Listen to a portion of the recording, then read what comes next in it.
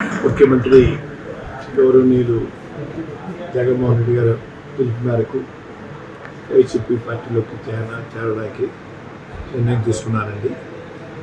14వ తేదీ ఉదయం స్టార్ట్ అవుతానండి. ఈవినింగ్ 4 to 6 మధ్యన పార్టీలో జాయిన్ అవ్వడానికి వెళ్తున్నానండి. ఆ విషయం మీ ద్వారా నన్ను అభిమానించే వారందరికీ తెలియపరచమని కోరుకుంటున్నానండి.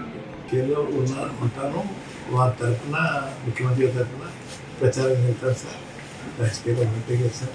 మొన్నదాకా అందరూ సలహాలు ఇచ్చారు నాకు, నువ్వు ఎలా నిలబడాలి, ఎలా చేయాలని. అందరూ వైసీపీకి వెళ్ళిపోయారు. ఈరోజు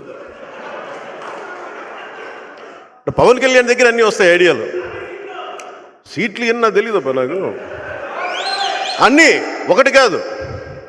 నేను అనేది ఏంటంటే, నువ్వు రిజర్వేషన్ గురించి మాట్లాడినా ఏమి మాట్లాడినా పద్ధతి ప్రకారం మాట్లాడండి. పింక్ డైమండ్ లాగా టీడీపీ ఆ ప్రభుత్వం ఉన్నప్పుడు ఒకలాగా, ఈ ప్రభుత్వం ఉన్నప్పుడు ఒకలాగా మాట్లాడకండి.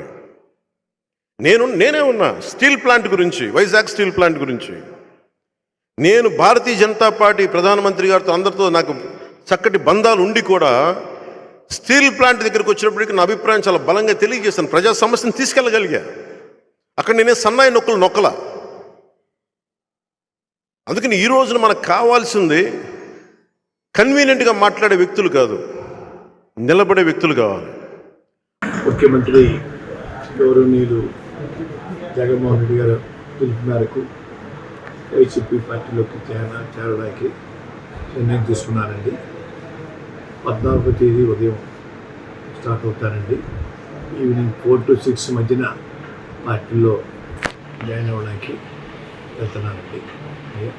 ఆ విషయం మీ ద్వారా నన్ను అభిమానించే వారందరికీ తెలియపరచమని కోరుకుంటున్నానండి. కేలో ఉంటాను, వారి తరఫున ముఖ్యమంత్రి తరఫున ప్రచారం చేస్తాను సార్.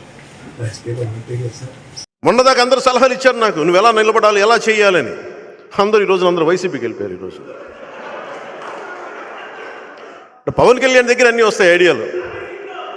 సీట్లు ఎన్నా తెలియదబ్బా నాకు, అన్నీ ఒకటి కాదు.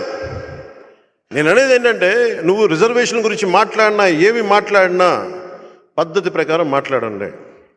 పింక్ డైమండ్ లాగా టీడీపీ ఆ ప్రభుత్వం ఉన్నప్పుడు ఒకలాగా, ఈ ప్రభుత్వం ఉన్నప్పుడు ఒకలాగా మాట్లాడకండి. నేనే ఉన్నా స్టీల్ ప్లాంట్ గురించి, వైజాగ్ స్టీల్ ప్లాంట్ గురించి. నేను భారతీయ జనతా పార్టీ ప్రధానమంత్రి గారితో అందరితో నాకు చక్కటి బంధాలు ఉండి కూడా స్టీల్ ప్లాంట్ దగ్గరికి వచ్చినప్పటికీ నా అభిప్రాయం చాలా బలంగా తెలియజేస్తాను. ప్రజా సమస్యను తీసుకెళ్ళగలిగా. అక్కడ నేనే సన్నాయి నొక్కల. అందుకని ఈ రోజున మనకు కావాల్సింది కన్వీనియంట్గా మాట్లాడే వ్యక్తులు కాదు, నిలబడే వ్యక్తులు కావాలి.